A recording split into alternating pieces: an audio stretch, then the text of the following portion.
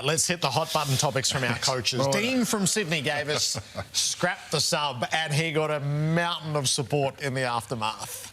Yeah, I don't think there's too many coaches who want the sub. So, yep, we'll have a look at that one, definitely. If it's 18-0 or 17-1, 16-2, and the clubs fundamentally don't want it, why would we keep it? I think I run that same discussion/argument, but there might be other reasons that it's brought in the first place that I don't know about. That there might be some stats or something around it that change it. But I know I don't think it's 17. I think it's 18-0. I don't think anybody wants the sub from what I've heard. So we'll talk about that. Justin from West Australia says the stand rule either is policed or it's scrapped. No, I agree with that. Right, are you on to that? I'm on to that, and exactly. Actually, I've got a meeting with Simo on. Yeah, he might bring up Thursday. Well, no, I did the same as him. I went around with the umpires and stuff, so we're going to compare notes. But the stand rule's a problem for the umpires, and we want to make it a bit easier. Do you have a leaning to retaining or scrapping? Oh, no, probably retaining, but a stand is a stand. You can't run off, the protected zone, when they just sort of barrel out of the way and things. So it sort of defeated the purpose because the stand was to help open the play, but now that player gets back and clogs up again. So I think it's stand. If it's stand, it's stand. Adam from Sydney, simplify holding the ball. I reckon that's the hardest one in the book. Again, talking to the umpires, prior opportunity, all those things that come with it, it's something that's always front of mind, but that's a tough one, I think. So Adam Kingsley's view is that in a professional sport, trying doesn't cut it. You either do or do not, and to adjudicate that would make it far more understandable.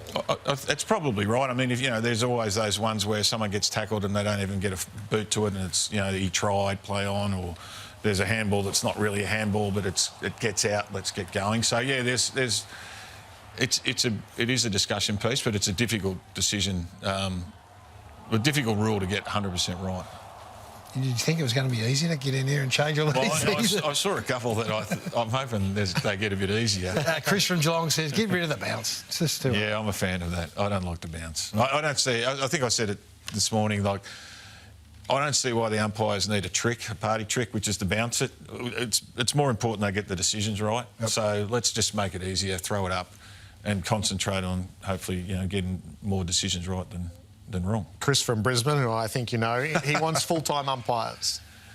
Yeah, I know. Yeah, I'm not sure about that. I've spoken to the umpiring group and fraternity, and they've all they're not all that thrilled about going full-time, only because there's maybe not enough.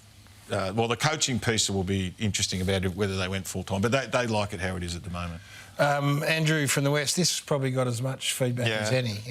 He just said get rid of ruck free kicks. No ruck lotto. It's just it's a guess at the moment. We sit there and go, which way's it going? They look at the umpire, they look at each other and wait for him to point. Yeah, of course you can't just rip your heads off, but let two monsters go at it. Well, it probably morphs into another discussion that, the rucks now, in that centre bounce, there's only 1 in 5 jump. Yes. 4 in 5 walk across the line and wrestle. Yes.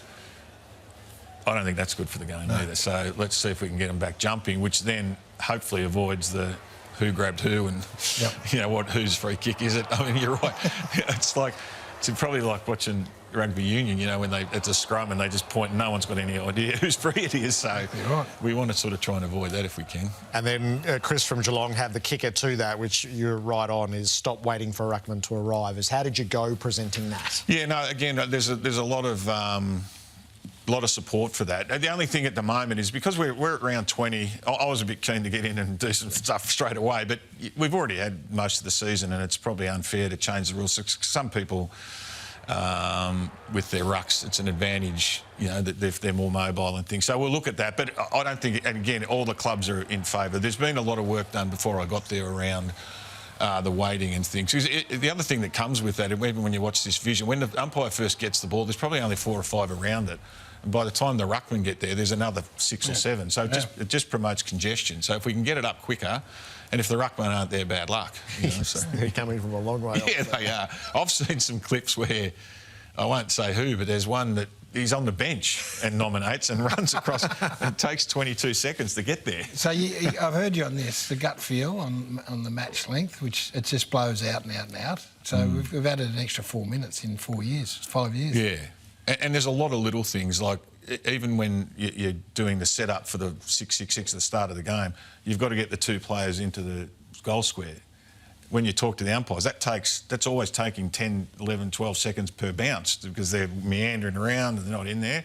So one option is you just get into the arc. Don't worry about coming down to the square. And if you're in that, if the 6 are in the 50-metre mark, you just bounce the ball and go. So that'll save.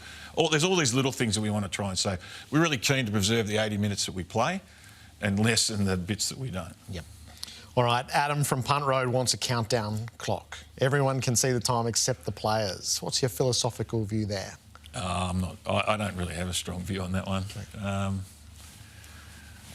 Yeah, it probably goes into phases. Don't get rid of the signs though, because if you've got a clock, you don't need the sign. That was next. Fags was very strong on the stupid signs. Yeah, no, they are a bit weird, aren't they? Actually, it's probably good for the commentary because everyone's trying to guess what they're saying. Yeah, I think they've had their moment. The little quirks are gone. But I think one of the other things in that is that I don't think the runners are allowed out in the last minute or two. So again, I'm not sure why. Maybe the runners can go out and then you don't have to worry about the signs. Last touch, out of bounds, the Adelaide rule. Matthew from Adelaide put this on. It's worked in the sample between the arcs. We eventually play it 90% of the time anyway. We do. I think that's something that definitely we looked at because it's almost morphed into that now anyway. Yeah. So, and again, I think it's easier for the umpires, whether if it's just last touch, as in kicking or as they do in the sample, only between the arcs, and you know, people will get used to that and hopefully... Well, they're virtually used to it now. Yeah, and again, there's another thing. If you actually get a free on the boundary line, it takes 5 seconds. If you've got to ball it in, it takes 15. So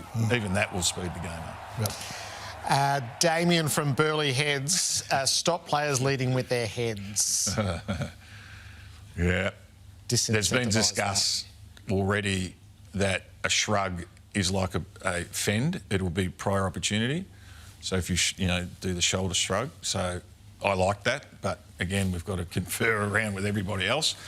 I don't think anybody likes it. You always sort of take a little bit from the players as well, because when someone does that and gives a free away, the players get pretty antsy around it as well. So you can see that they're not happy as well with this. So it's counterintuitive too if you're leading with your head, given what we're trying to achieve with concussion and how seriously we're taking that, and then you're just putting yourself in a vulnerable position for yourself and the player that's tackling, and it should be stamped out with a free kick quickly. And as I always say, the player's capacity to adjust is lightning quick, and that'll disappear. So that's certainly been looked at. Craig from Olympic Park, the late nominee last night. Improve the technology for the score. Oh, yeah, no, we'd all like that. Yeah. How hard is it? Well, it's not my specialty, but there are some people that are coming in to present some maybe upgrades to what we've already got. So hopefully that can happen. In a perfect world, would you have better technology than we currently use? Oh, for sure. I mean, I suppose I'm only going on what you see at home, and it is. And I went to the Arc on Friday night and looked at how they work it, and there was a couple of score reviews, and yeah, you'd like to be definitive, like, and be really clear. And supposedly there is some technology out there that can be quickly. You can definitely see it hit the finger, or it definitely misses and things like that. So if we can do that, obviously that's a plus, because at the moment. It's good, but you'd want it, and technology will improve. So hopefully we can, can get better. Yeah. So if we got to a point where there was tech that was zero latency, so you had a real-time decision, that would actually eradicate the score review entirely. You wouldn't even need the process. You would just have the answer. It'd just be a conversation from the Arc straight to the umpires or wherever. Yeah. This last one might take some time. Simon from out at Casey Fields talked about the competition restructure and the conferences. Now I saw Benny Garr was at the summit today, so he was. We've got 19, and that'll be. We suspect 20 will be in the planning. Does that open the door for conferences? No. Definitive. Well, I don't think so. I've not heard that. No. I'm just saying no, just because you wanted me to be controversial.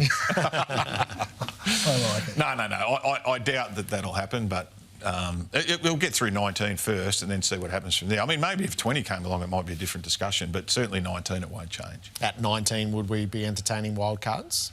Probably, yeah. And even, I'm not, you know, it might be a final 10, for example, instead of a final 8. I don't know. I mean, there's some of the things that'll work through, but again, that'll be others as well who'll decide that.